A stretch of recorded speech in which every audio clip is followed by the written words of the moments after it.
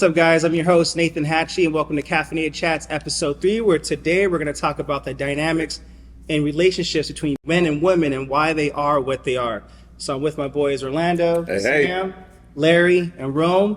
Thank you guys for tuning in. Everyone's caffeinated and latte'd up. So I'm going to go into some topics that'll hopefully brew you guys up. Keep that in your mouth, Larry.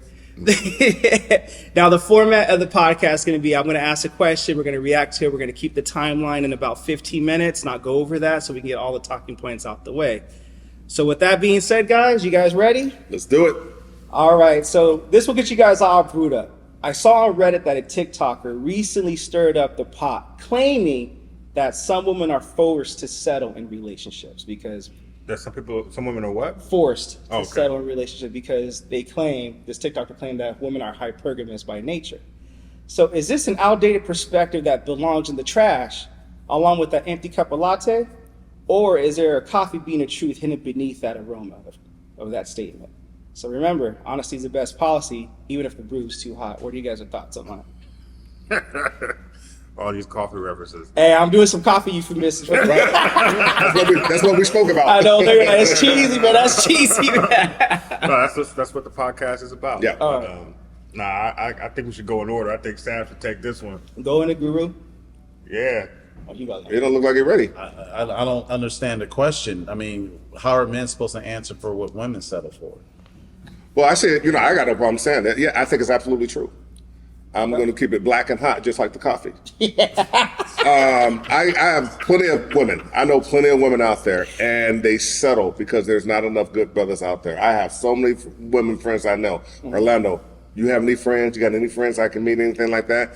I'm like, nope. They're all taken. The ones I know are taken. The other ones ain't trying to be in a relationship. Yeah. So just in order to find a good man, somebody they can be equitable with and try to build something with, they will take less because the options just aren't out there. And let's not forget, plenty of women out there, plain and simple.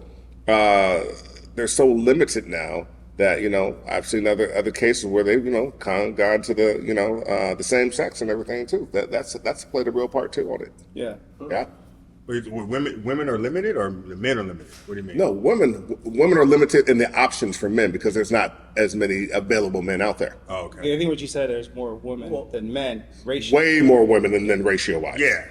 I mean, there's way more women in the world than there are men. Yeah. Right. It's like 4 to 1. Right. Yeah.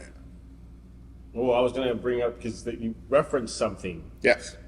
that kind of caught my attention, Yes. which was, Yes. I'm just going to get direct about it. I can't, it's like, if I heard you right, you were referencing that there is an aspect of a percentage of the gay population that subtracts from that men count. Absolutely. Is that, that's just interesting, because like what numbers, like, I don't think those numbers are at the level that they say that women can say, there aren't any good men out there. I mean, just Because they're all gay. Like, I don't think I agree with that. No, I didn't say I didn't say that they're all gay. No, I didn't say they're all gay. That's an absolute aspect. Yeah. I had a friend of mine, my man Aaron, and he said, man, he was out, keep it real, he was out in Atlanta, and he said the biggest issue a lot of sisters in Atlanta had were they had to compete with so many and there's a lot of men. What to do? Women had to compete with men for other men. I'm just trying And that's to just a process. fact. I can't, we're there. Yeah, I'm not there at all with this conversation at all. and mainly because, whether it's a workplace or family or your neighbors or your church, there's a lot of women out there that are looking for a spouse. But that doesn't mean they're settling just to find a man. Like, what is about that woman maybe that men aren't wifing up because they just don't have the home training or just the chemistry that they're looking for or the personality or whatever. Maybe they don't have similar interests. So I think that question's a little slated to lead the witness. I think we look at relationships in general where you find someone you like that you want to hang with. And I think a lot of times women complicate it. Instead of having fun with a guy and just going to a ball game, they got to have all this stuff established before they even give the dude a chance. So let's look at women, how they pass up good brothers left and right because they don't have a six-figure bank account, or they haven't established a resume like an artist or entertainer. Yeah. Maybe they got to have the house and a white picket fence before they even consider a phone call. We see all kind of social media influencers posting content where the women said our first date, Cheesecake Factory is trash. Man, I love Cheesecake Factory. She tried. But there's women that say a first date, don't take me to Cheesecake Factory. So when you're talking about settling, no, I think the expectations are not realistic in today's dating. Flemings. I mean, what is Yeah, this? like first of all, I just met you. Yeah. I don't really know you. Yeah. I ain't gonna take it to Subway, but like I'm not gonna Cheesecake take it. is cool though. But cheesecake is great because you know why cheesecake is great? Because first of all, there's like 1,000 things on the menu. So I don't know you. I don't know if you like Italian food. I don't know if you like sushi. I don't know what you like, peanut butter and jelly. I don't know what you I mean, like. you could take her to Chuck E. Cheese. I mean, No, No, I'm not taking it to Chuck E. Cheese. y'all keep game banking on my Chuck E. Cheese. Yeah, This is gonna be a Chuck E. short Cheese is episode. trash. At least you came to my Chuck E. Cheese. Yeah, at least I showed You up. showed up. And I ate the pizza. So like it wasn't a Are you all-you-can-eat okay? buffet. I'm still standing, Oh, baby. wow, because that Chuck E. Cheese pizza give you the run. No, it don't. Now, back to what you guys were saying. Truthfully, my point of view, I think you guys have really limited systems. There's not a whole lot of women out there who are like that. There are women out there who are looking to connect, who are looking to build. Even what you said was some of these influencers are doing that. These are influencers. That is not the majority of No, women. it's they're not, posting but they're it. influenced. Very few, a very You need to upgrade. niche, Yeah, bro. a very niche But population of women who are like that. I understand, but I think it depends on the generation. Yeah. Like, so a lot of older women, like in their late 30s and 40s and stuff like that, they're on social media, but they ain't on social media like that, right? They're not super influenced by what's going on in society today. Right. But if you're like, certainly if you're in your 20s for sure. Oh, for sure. Right. But if you're, I would say under 30, so if you're like 29, 28-ish, you're definitely influenced by everything that you see on television, that you see on social media, on YouTube, all that stuff. There are a lot of content creators making content around dating and stuff like that. And there's a lot of women who are like, oh, girl, he got to have this, he got to have that, don't be settling, stuff like that. And so now these women are out there, and they, instead of putting the most important things up front, they're putting the superficial stuff up front. But even those women you're talking about, when they say he's got to have this, he's got to have that, he's got to have this, those women end up what? Alone. Because these cats ain't got that, especially at that age. Yeah, but So that's not even realistic. But that's my That's the point, point though. I'm That making. they're not. That's my point. There are That they're more- not settling. Yes, That's my point. They'd Yeah. rather be single and have their independence because they're not going to lower their standards to have a relationship. That's right. my point.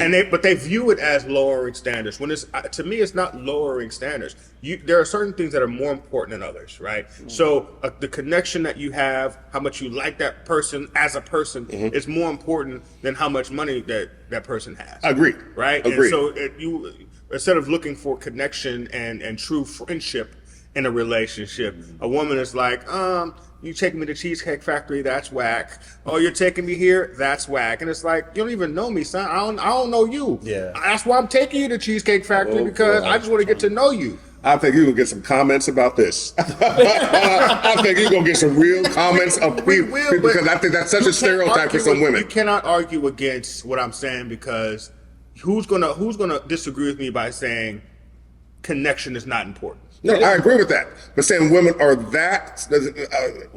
that shallow. But and in the end, as I said, it's those not women end up all alone. men. So that's not realistic because in the end, when they end up alone, I guarantee Well, you they're going to lower them that's standards so they can have somebody to But connect I think with. it's not about lowering standards. It's about rearranging your standards because of in hierarchy of importance. Same difference, isn't it? Lowering, rearranging? It's still a because rearranging. lowering implies lesser than. it's not the same. So it's not. I It's think like rearranges a better. it's like, oh, I want a guy who makes $1 million, but I guess I'll lower it to somebody who makes $100,000. Like, is that really like a? It's like, why is money the most important? What about connection? Because you have to live.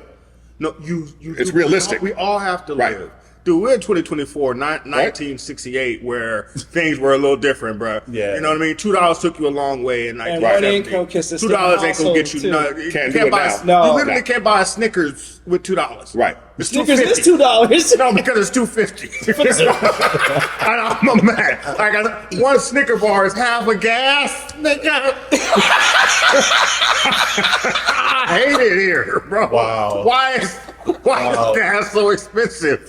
Gas is gas, but No, you Snickers better- bar. hold on. So you get mad over Snickers Brother bar. making business Snickers decisions bar over half a Snickers and gallon. gas. How you mad? You got a hybrid. See, stop fun. Stop fun. See y'all. See, that, I'm gonna keep it real with y'all because they ain't telling you the whole story. He get mad over gas prices. Got a hybrid. We can't do that. Yes, I can bro. get mad at gas prices. You Hey, can't. because you got the gas guzzler, bro. But I'm just saying, man. Like, But I ain't mad though. You I'm mad? telling you. It's back to the women. yeah, sorry. Back to women. You know. Just thought y'all should know that fun Okay. fact. I Fair think enough. Larry ain't trying to settle on Snickers and Nah, gas. I'm mad about Snickers and gas. I don't Okay, want fair no enough. parts Fair of enough. either Okay, one. so change the subject, please. Yeah. He's mad over gas prices and I'm Snickers mad about bars. everything. I'm mad about this whole subject. I don't think perfection exists, man. I just think ain't no such thing as perfect. Who's perfect? No one's perfect. So I don't think it's so. I think, like you said, Larry, it's rearranging your Yeah, expectations. your expectations and your standards. There are certain. We all should have standards, by the way. So I'm Agreed. not saying we Agreed. shouldn't, right? I have standards, right? So Right. there are certain things that I would like, a woman to have in order to be in a Right. relationship, right? Right. So we all should have those. There you go.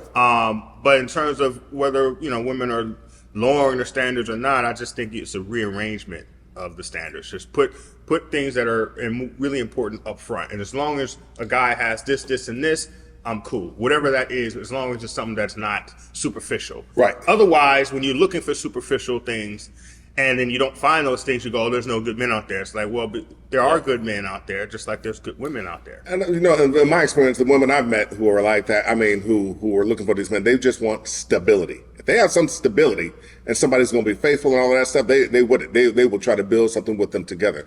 I think that what you said, I think even though I think it's valid, I think it's so limited and more of a younger person's thing. Now you got somebody in their 30s or 40s who wants somebody who's established, who's got this and got that. Because you're a little bit older in life, I could see maybe where that may be valid.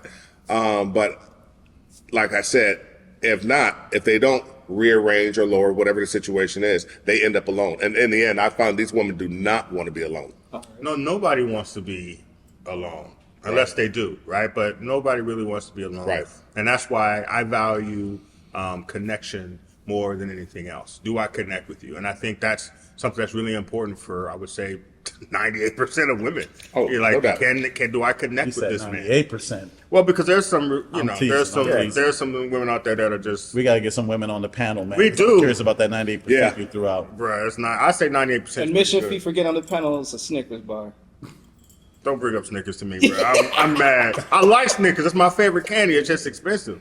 I remember when that shit was 75 cents, bro. 75. I remember when it was 50. 50 Yeah, I remember cents. 50 cents. Well, You know what I'm I older mean? than all of y'all. I remember when it was Size a ones for quarter. 75 Well, cents. Well, see, quarter. look at that. But look at that. Quarter. A quarter. 50 quarter. cents. 75 cents. We're at a You had 50 cents? I remember. I was 50 cents. So- I was by the 50 way. cents, but no, that's what's mine. But now we're at $2.50. All right. Yeah, I'm about Okay, to all Snickers right. bars. Yeah, let's bring it back. Yeah, so I'm gonna segue into, because Larry, you were talking about like rearranging your priorities and expectations, Yeah. and settling is probably not the right word, Yeah. but rearranging expectations is one thing. So I want to get into sacrifices that men and women make for love.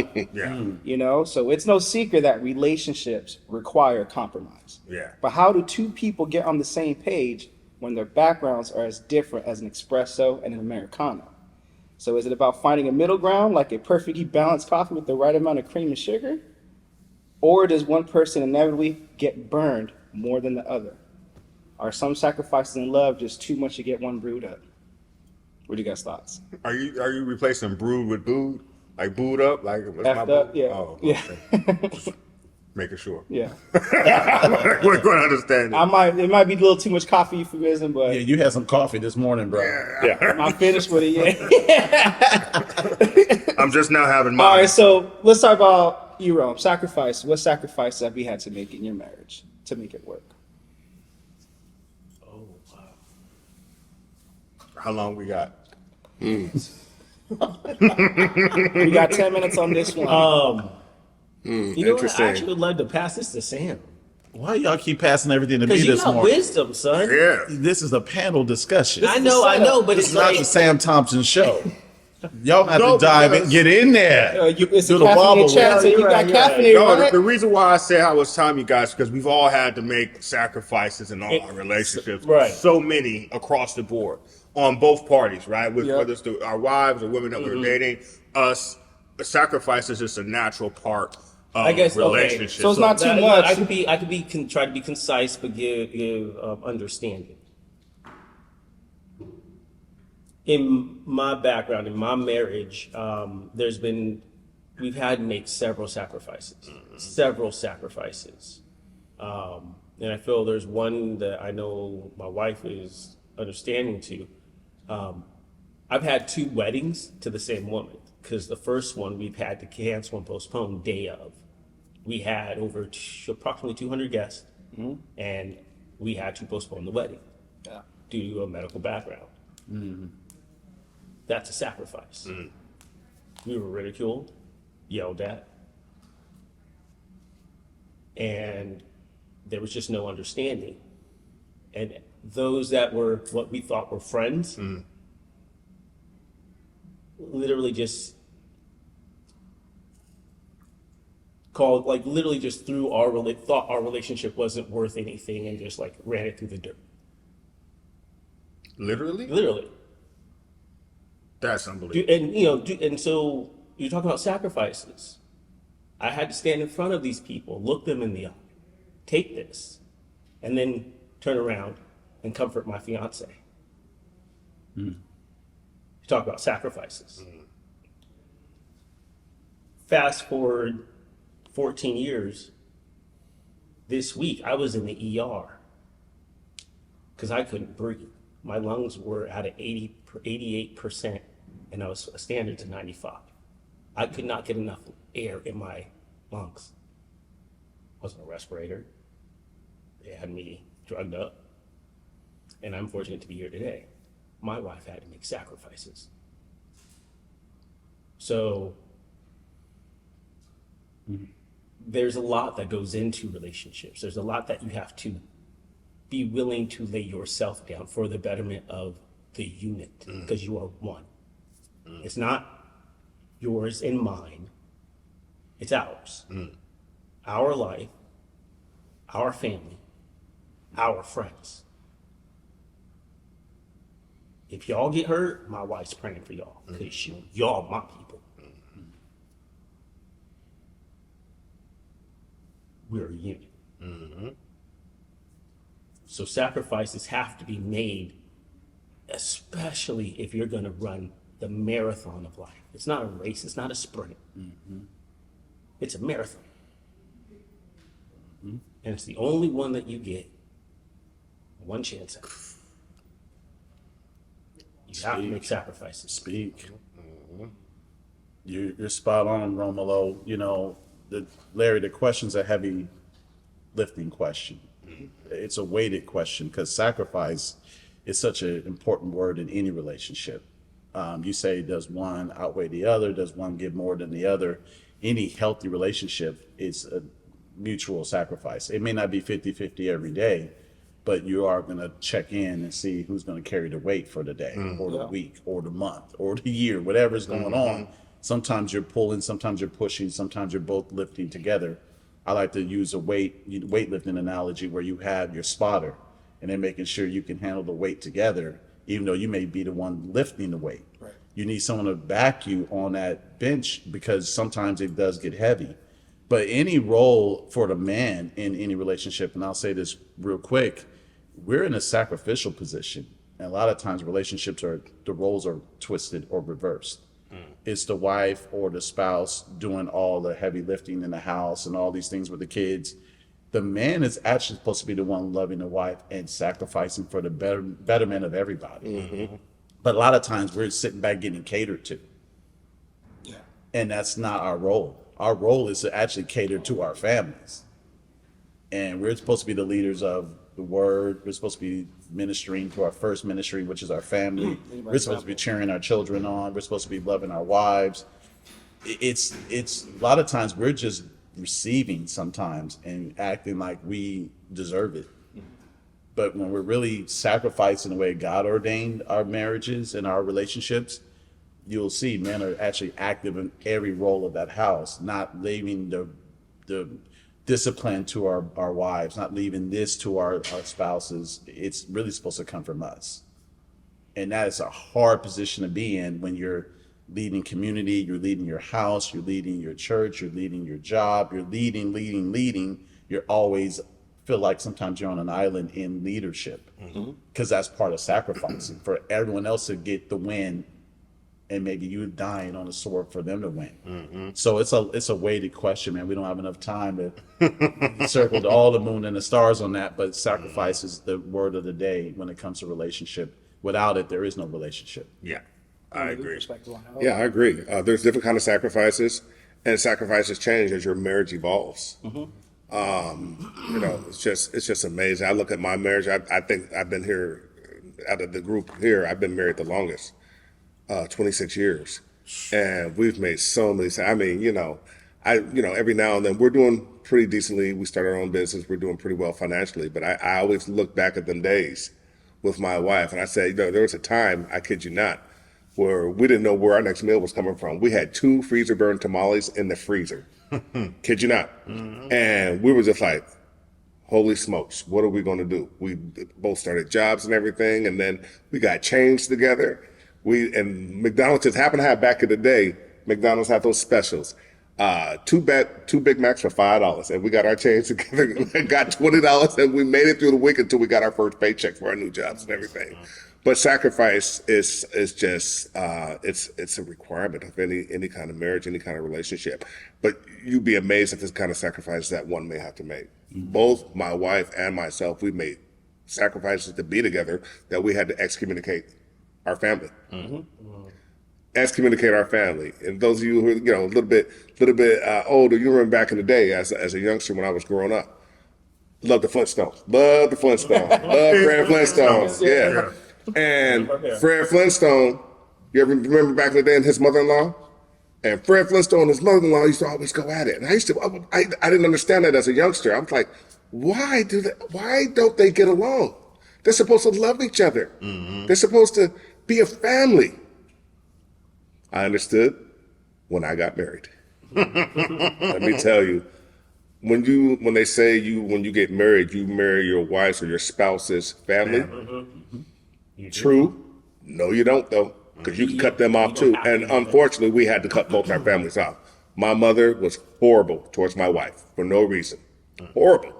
And my wife's parents were absolutely horrible towards me. But we made the sacrifice for us to be together. We knew that our marriage was solid, and we weren't going to let anything stand in the way of us remaining together, even if it's our blood family and our relatives. And so, because of the horrible things that they did, we cut them both off. Both sides. And that sacrifice. That's the sacrifice. Brought that unity of oneness together. Absolutely. That strength. Yes. It's like when you were, and we all encountered it one way or another. Your back's against the wall. We've heard all those stories and stuff like that. But it's always said, it's like, and we all come from that, background. It's like when 2 are always stronger than 1. And when you have a unity of cohesion and thought, mind, soul, and physical as well, from a marriage standpoint, right? Or couple standpoint, like you can accomplish and weather anything when you're willing to sacrifice together. That's right. But it is this oneness of peace, love, and freedom in knowing each other, right? And be able to lay down our weaknesses to grow. And I think that's the beauty of what the price of love and vulnerability. That's the price of love. So what Sam gave, I think, a great analogy is that spotter. My wife, Michelle, is my spotter.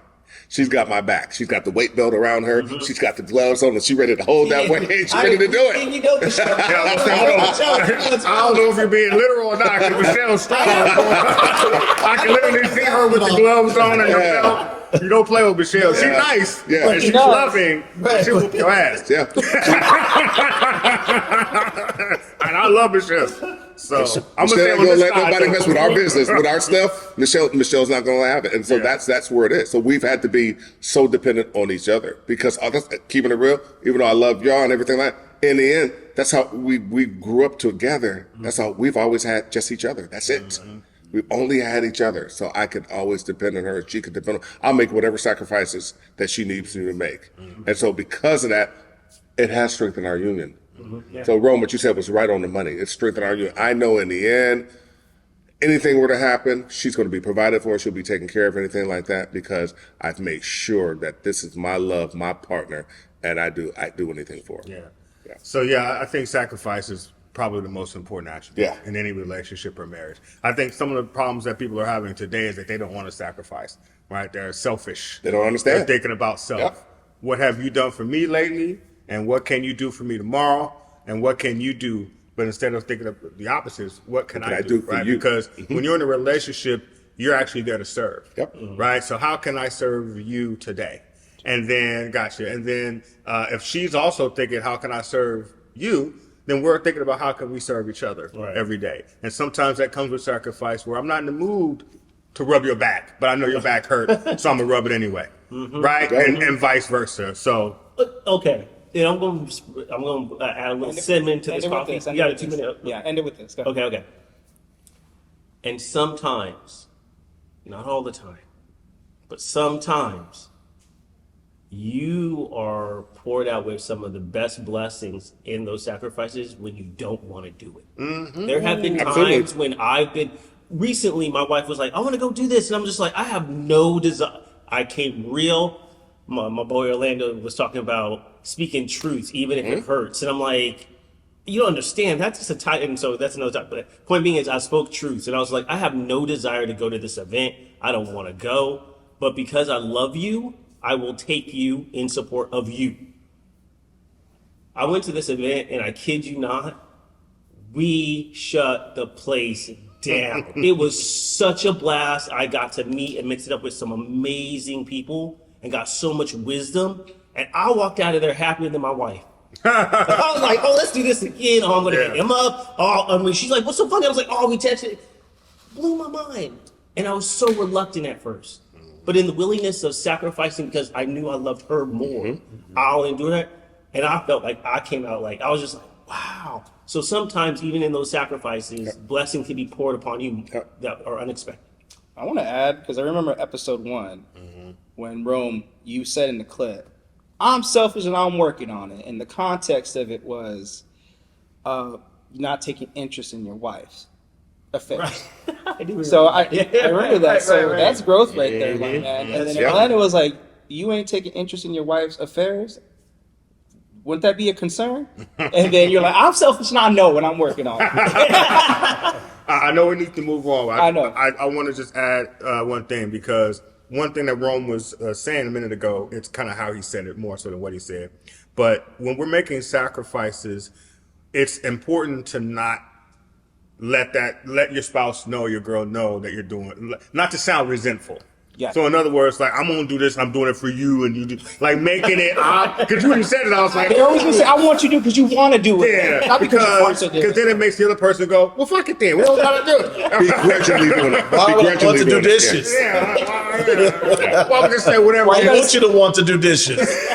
I just got the order for, I want you to do this shit. Get down. Get down to me here. Go to the chopper. That's why we have a dishwasher. Why do I sound like a French Schwarzenegger right there?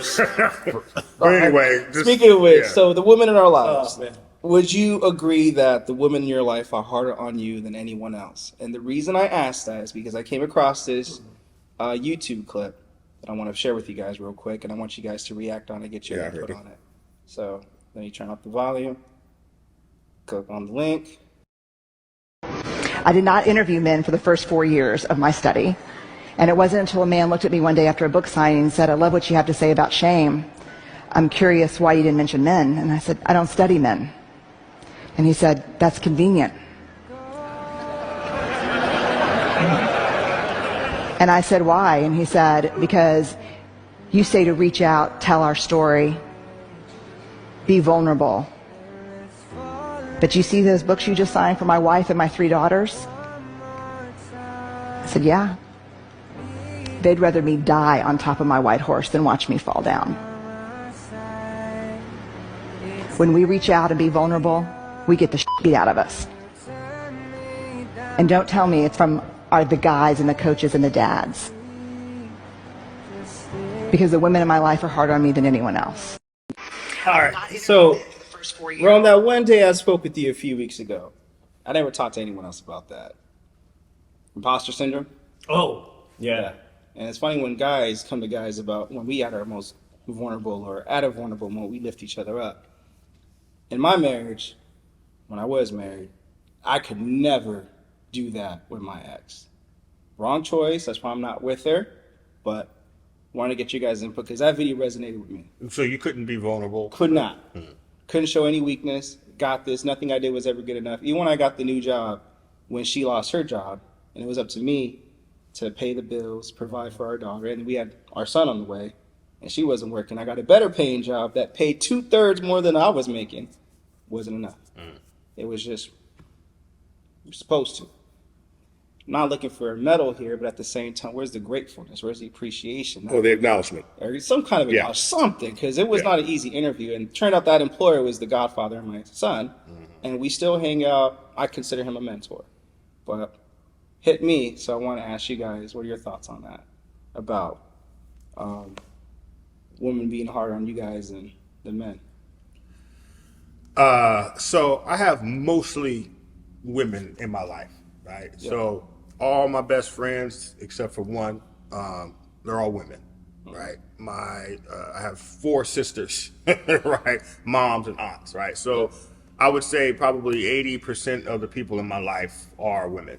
So they are hard on me, but it's not because they're women. It's because they're my friends or my relatives, and they're hard on me because they want to see me improve. But at the same time, I can still be vulnerable with almost all of them. All of them, I would probably say. Some more so than others, and I know who to go to for which thing, Yeah. and I know who not to go to. But in a pinch, I know who to go to when I'm really suffering because I know who's going to be an ear to listen. But then I also know the person to go to, and I know she'll listen to me, but she'll also be like, all right, I done heard you. And that's great. I feel for you, but here's what you need to do. Yeah. And so I don't know. It's a tough question for me to answer because mostly women are in my life, and they're all hard on me in some ways. But because of that, I've been able to improve as a person, and I have certain insights and just knowledge about women, but like about life because of the women in my life. I don't know if that makes any sense, but I don't know how to answer that question. They're all hard on me. But it's in a good way because it's for the betterment of myself and for them because I'm in their lives, and so I have to be able to provide for myself, but provide for the people in my life, which are mostly women anyway. Right. So it's a good thing. And also, want to add to it? It's a tough question for me as well. Like Larry said, it's the demographics of who's around him, his family tree. For me, no one pushes me harder than myself. So unfortunately, I can't relate to that question because it sounds fairy tale-ish, but my wife doesn't ask for anything. And that's why I strive to give her everything because she doesn't ask for nothing. Whatever I've provided, she's accepted even when we struggle. She's never applied pressure on me, which is a blessing because I don't deal with pressure from others well because I'm always challenging myself to do better than people recognize. They don't know my drive. They don't understand my hustle. They don't understand my gifts. I know me because God's put so much in me that I try my best to follow where He's leading me. But even beyond that, before my walk with Christ, I've always been driven. I've always been motivated to do more, have more. So I never really needed outside pressure to help me go a certain direction. That never worked well with me. I'm coachable, but my wife doesn't apply pressure that will be combustible for me. Right. A lot of times I'm checking my own ego at the door. Like, I did that, I was out of line before she even will say it. Right. I can kind of read the room and read her energy and be like, okay, that was on me. So because she understands me, she doesn't apply anything that's too much. Now, sometimes we do need to be pushed, but again, I'm pushing myself. So that's a one-off for me that my wife isn't like that supportive in the vocal sense. She's more supportive in all the other things she'll carry because she knows I'm trying to figure something out. It's almost like an unspoken language. Yeah. So I'm blessed in that regard. But and we've grown with each other where I can be vulnerable, even if I don't have the answer. So like recently, we've been struggling with our daughters because one's in college, one just finished college, and one's going into her senior year in high school. And I've had to like say to her, I'm grieving my babies not being babies anymore. Yeah. That's something I brought to her.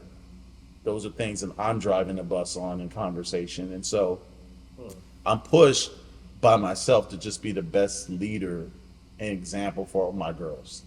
Because I didn't have a father in the home to model after. Yeah. Whether it was a good day or a bad day. I didn't have a father at home to help me with homework. I didn't have a father at home to tell me who to hang out with.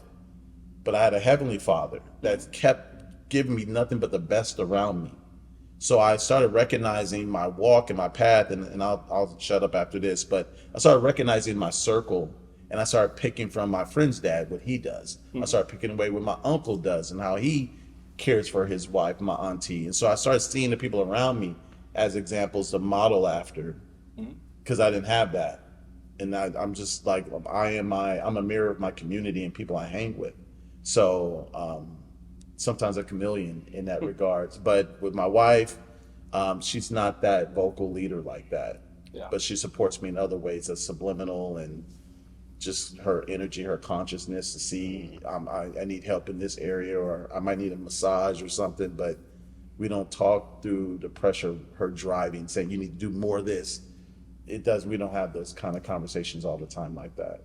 So I wonder if I don't know if it's just a black woman thing or if it's a woman thing, but I've only experienced it with black women where like they don't need to say anything. It's like a look, right? And I don't mean like the bad. I don't mean to look like, when they look at you and they're like, That's you're in trouble. funny. That's funny Why? you say that, because Mine says it. that's It's so hilarious. expressive. That's hilarious, because the funny thing you say that, the look my wife gives me is the most important thing. How she looks at me tells me everything I need to know. That's a black woman. I get it. Yeah. I think it's a black woman. But For me, it's just whether I was married to someone else, it's the look. because she doesn't I necessarily agree need to with be you. vocal. She Yeah. can just because you say you can walk in the room and feel the energy from her look, and you already know. Okay, I need to. Yeah. That was on me. I need to check myself. Yeah. Because she doesn't need to verbally communicate because you guys are so connected, and you've been married. Before you got married, y'all were in a relationship for such a long time. You know those nonverbal cues. Yeah, absolutely. And so I feel like that's fair. she didn't need to talk to you about something that's wrong or not wrong. She can just shoot you that look, and you're like, yeah, all right, babe, I got it. Yeah, and trust me, we do have our conversations. Sure. But for motivational Sure.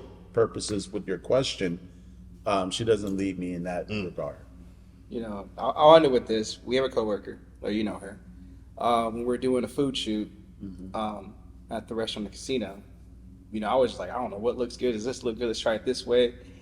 And my boss was like, just try it. And we just know you'll make something happen. We like the way your videos come out. The other girl was like, she's more of a planner. Like, Nate, you need to plan this. Okay, well, this is my first time doing it. I thought you know how to edit. I do, but I'm not a food photographer. I'm not a videographer. I just give me some clips and I'll do my best to make it make sense. So I'm learning on the job here. And plus, it's a brand new department and a brand new position that was just created a couple months ago. So I didn't take it personally. She was like, hey, you have to be prepared and you can't do this because we're on a time slot and you have to be respectful. Like, I'm a model. I did this before. Yeah. If I show up to a shoot, it's very unprofessional. People get mad. Like, if I'm only booked for 2 hours and you taking 3, I'm leaving at 2. Yeah. I'm not going to wait. You're going to approve my 3rd hour? Then I have to go through these, Yeah. So the next day in the morning, like at 7 a.m., she sends me a text. Morning, I'm sorry if I came a little harsh on you. You're doing great. I just want to do the best I can. I want to help you out. And from what I can tell, you're doing the best you can. So I'm sorry. And I'm like, no, we're good. Like, I'll humbly take any opinion that you have. It's just a learning experience for me. So I think the question is, it just based on your life experience. Guys can be just as hard as you as women can too. Why did I chose that question? Just because it's a reaction to that video. Well, that's in the business environment too. So Yeah. with business, you want to set expectations. I'm the only guy just in that like department, you would so in your yeah. relationship. Yeah. You want to set the expectation, but that's a business encounter where you're trying to get a project done with your spouse, what you started different with, thing. yeah, that's another That is level completely to it. different. Yeah, completely So, different. yeah, Completely different. Because it's hard not to take it personal when that's the nature of our relationship is personal. Personal. Yeah. Right? In a professional setting, it's not personal. It's So the line is right at here. least not supposed to be. So you have to take that constructive criticism. But when it's your girlfriend or your personal. wife, that's a personal relationship. So Yeah. everything is A little personal. Then you go see the check. a little different. But no, even with that, even with the personal matter, though, let me capitalize on what Larry said. Even with that, it's for the benefit usually of the marriage or the relationship, or whatever the situation is. Yeah. Oftentimes, when I was younger, when Michelle would say something to me or critique something or give me that input, I took it personally. I took it personally as she was honestly an adversary. I saw her as an adversarial relationship. Even when we argued, I saw you as an adversary. And one of the things she said, Orlando, I'm never your adversary. I'm your wife. I'm your partner. And I'm never your adversary. So if you treat me like an adversary or an enemy, that's going to interfere with our relationship. She goes, well, if I'm telling you something, I'm giving you some feedback, it's because I care if I want to improve things. Since I may see something you may not necessarily see. I don't see everything. And so I take her feedback. Even sometimes I don't like it. I ain't got to like it. I got to look at it for what it is. I have to look at it for what it is. And to capitalize on last thing on what Larry said. See, when black women or whomever, they give a look, I'm very, very transparent. You give me a look, I'll ignore it and keep watching TV. You got to tell thought you me. would be like, you still look and you're like, and? You got to tell me a look ain't gonna get it. Because I'm very literal. I need to understand a look can be all kinds of things. So you need to tell me what specifically is going on that I need to look at, need to work on, or whatever like that. And then I'll take it from there. But if you just give me a look, I'm like, oh, okay. Keep right on watching TV or going about my business. So it's going to be important. So that's where the communication really has to be. Sure. You have to communicate. It has to be a two-way street. Does that make sense? Makes sense. All right. All right. Last What's next? question. So, Larry, last episode you were talking about women-initiated divorce. Or I forgot the percentage, like 69 or 72%. Episode 2. Over And- 50%. Yeah, and you're like, that can be a discussion for another episode. Yeah. Let's get into that. So even though data shows that women initiate the majority of divorce, despite those death do us part vows, is there something fundamentally flawed in modern marriage today? Are women simply more discerning about what they want in a partner? Or, do I dare say it, are the scales tipping the fair sex's favor when it comes to divorce laws? What's your honest take? Because it's a question definitely worth diving into. Okay, we got to find new ways to rephrase these questions. Oh, okay. We're getting too cute on that, and I'm not understanding the question. Okay, all right. So obviously, give it to me differently. all right. So let's do it this way. Women obviously more initiate on divorce. I think it's 69, 70%. I don't know if it's that high, but we got to get the percentage right. Well, it's whatever more, it is. It's more women than men initiate Yeah. divorce. Why is that? Is it just because is there something flawed with the marriage model today? It's too easy to get divorced. You could just say irreconcilable differences, or is it just divorce just benefits the women more than the men? Like, what's the scale in that? Yeah, I could peep in on this. Yeah. My opinion is, and I really believe this, men nowadays, especially nowadays, very similar to Sam, very similar to Larry, I grew up without a man in the house. I didn't know what it is to be a man. And I absolutely believe men nowadays do not know how to lead. They don't know how to lead a marriage. They don't know how to lead a family. They don't know how to do anything. It's a very sometimes egocentric, self-centered way of doing things, a very selfish way of doing things. They don't know how to lead. I did not know how to lead when I got married. I thought, I'm the man. What I say goes. Yeah. And I was actually taught by cats I grew up with. Unfortunately, I can look back now, I was taught to sleep with a bunch of different women and to treat women in such a manner that's disdainable, horrible, immoral. Yeah. But that's how I was taught. And so I transferred some of that when I got married. Even though I was married to get married and I was ready to settle down, I wanted it to be my way. Like, you barefoot in the kitchen, not like that. But it was just like, I'm the man. And whatever the man says goes. And with coming up with that, not from a team approach or from a nuclear family or togetherness approach, it's going to end up in a very, very poor way. Very poor way. My father had a long history of being unfaithful.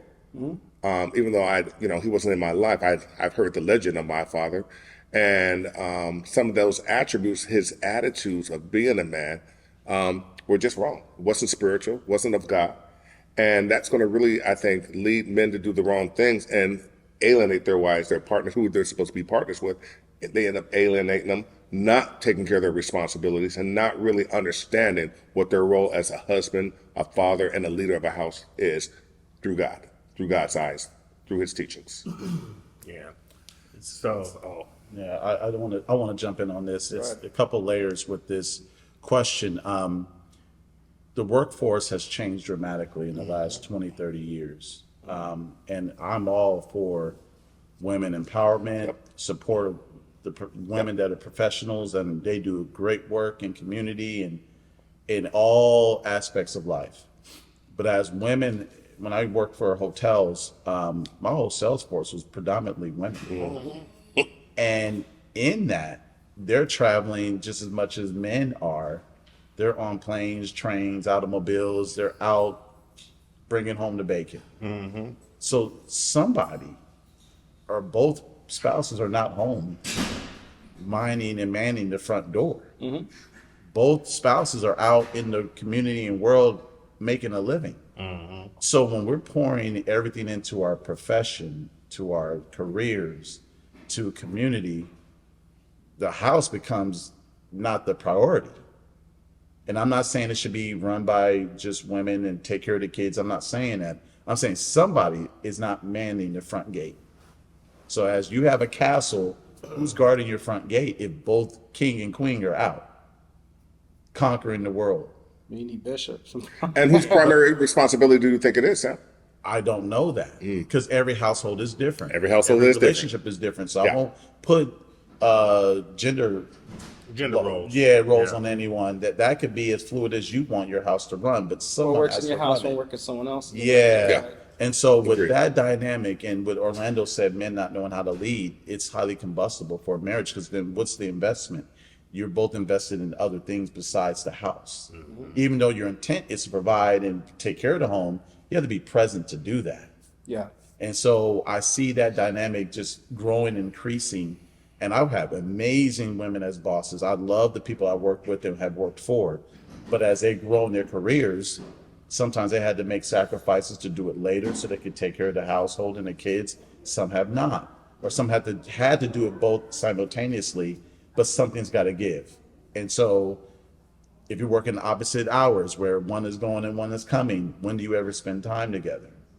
So I remember my wife wanted to be a nurse at one point, and I was like, babe, that's not a good idea. As noble as the career and the job is, the hours she would have to work was opposite of what we were going to be doing for the house and the kids. So it was going to be a challenge to see that fluidity of a relationship, spending time at the dinner table where she's running here, then she's working graveyard, and by the time she gets home, I'm going out the door. That wasn't going to be good for our early part of our marriage. So you have to make those decisions on what's going to be the bigger picture. What's going to be for the win? Is it money?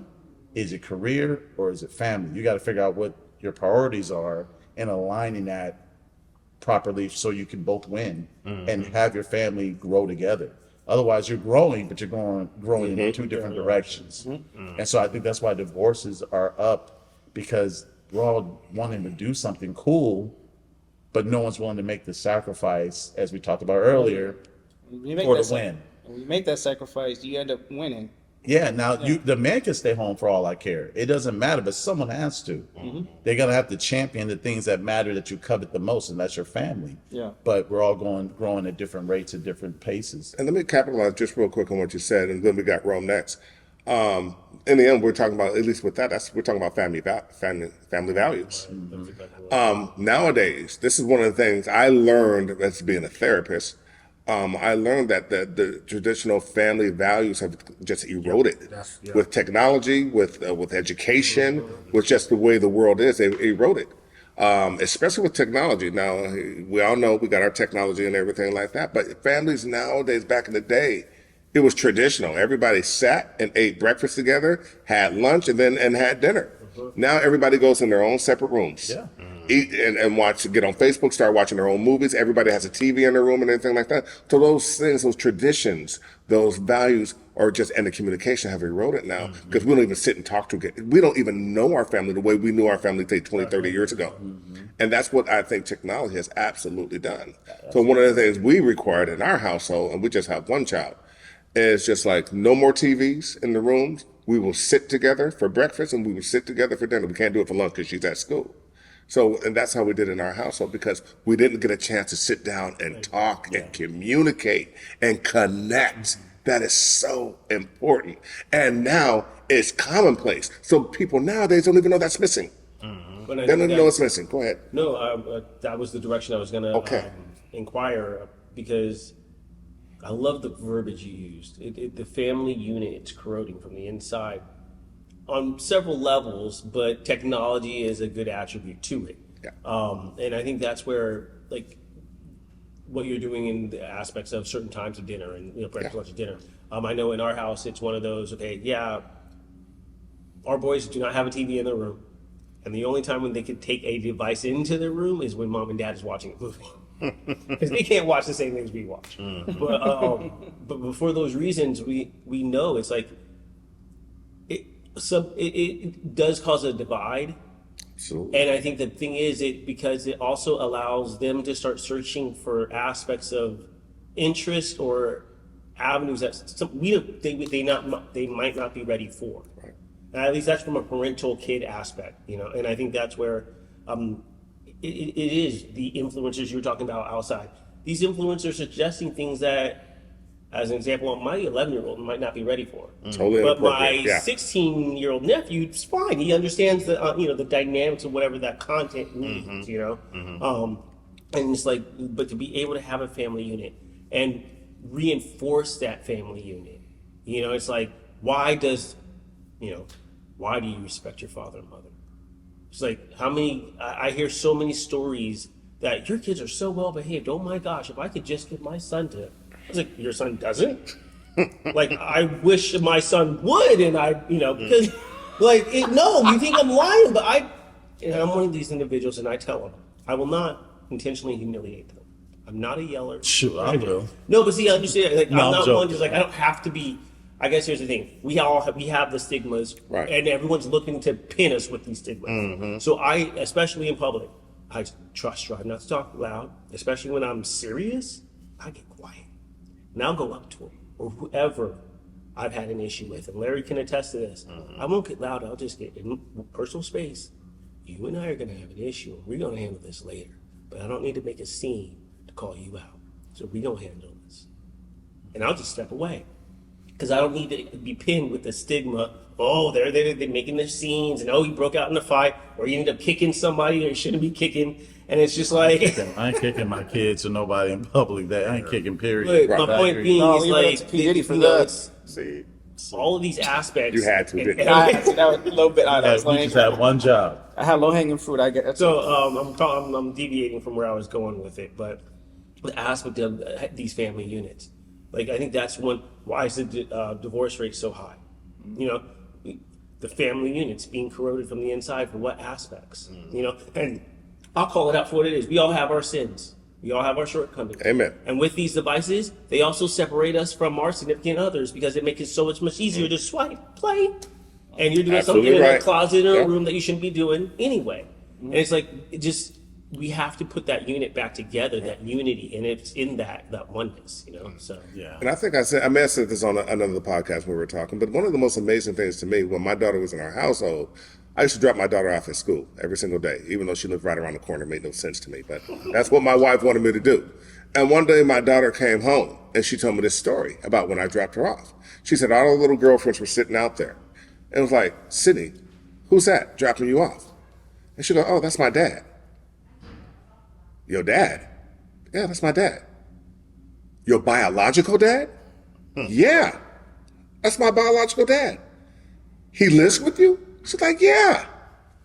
All her friends had mama's boyfriend living with them. None of these girls had their father active in their lives, nor were their parents together. Cindy, unfortunately, because Michelle and I are together, we live in a nuclear home and we're all together. We were the unicorn up there. All her friends, no father present. That's not your mom's boyfriend? She said, that is my father. That my biological father dropped me off, and they're still together. That's commonplace now. That is the norm now.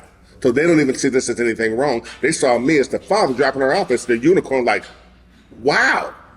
Because it's so uncommon compared to how it used to be 20, 30 years ago. And that's so sad.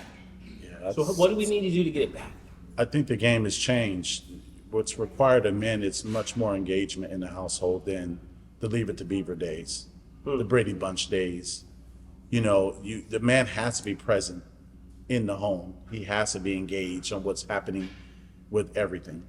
And that's a lot, but that's what's required. Otherwise, spouses have options. The world is a free-for-all. They can go wherever they want to go. They can have careers. Women aren't confined to the home anymore like 40, 50 years ago, where they depended on a man to bring home a paycheck. Men have to do more than just bring home a paycheck. Right. They do. Otherwise, we see it. The numbers are showing that. They're not sticking around for the man to have all this fun in the world and they're stuck in the kitchen. The world's changing. It's evolving, and it should evolve and change. But men need to do their part. And so Orlando teed it off at the beginning where he says men don't know how to lead. You did. We really don't. And we're learning how to lead now after we've had kids, 2 or 3 kids, and now we're learning how to align properly now in our late 40s, 50s, and we've already been leading incorrectly for 20 years of it. So now you're trying to course correct, but that seed's been planted. They've already seen how we don't know how to lead for most of their teenage years. Now they're getting into relationships with men that are not knowing how to lead either. And then you throw social media in the middle of that, as you have all brought up. Everyone's trying to teach how to lead on this That- social media the wrong way. it's a mess. And so until men get corrected, it's going to be more par for the course, unfortunately. I put a lot of responsibility. Correct it or step up? Correct it. Okay. Because step up is really God's part. True. If you're getting realigned, like you drive a car, and if your car's not aligned right, it'll drive, Right. but you got to pull that thing harder. Oh, like your steering wheel. Yeah, now you're wearing out your tires And, because nothing's yeah, like- aligned. So you run through things faster, and it's like it's not efficient as it could be. So we have to get aligned so everything will drive straighter and not have to pull or tug so much to course correct all the time. And that's what we're dealing with in our communities. That's what we're dealing with in our homes. It's on men. God ordained man had a house for a reason. Right. He didn't put that onus on a woman. Right. So if we don't get right, it's more or less more par for the course, unfortunately. I know God ordained man had a household, Right? but he put Eve there for a reason too. Yeah. To be a tremendous helpmate. Exactly. And we're not respecting the That helpmate. spotter. Nope. Like Sam talking about that spotter. Spotter. Yeah. We're not respecting the helpmate. Just want to make sure I bring it full circle here. Yeah. I mean, I'm glad you said that because it's not, we need help. Yeah. But if you say no to the help, then what's the point? Just like Larry needs help with that Snicker price reduction. Yeah, we all do. We all do, bro. I'm so tired of paying $2.50 for a Snickers. I'll be honest. I only go to the Dollar Tree and buy their minis. But their minis are 75 cents for. We're going somewhere else. We're gonna end episode 3 with that. So we could definitely dive into how men should lead in the household in another episode. But I wanted to expand on that. Like, what does it mean to lead? we could expand on You that in know, another episode. because that's I'll tee it up next one. But I want to appreciate you guys. Thank you guys for watching. And if you like the content we're throwing up, don't forget to like and subscribe. Until the next upload. Please like and subscribe. Peace. Right.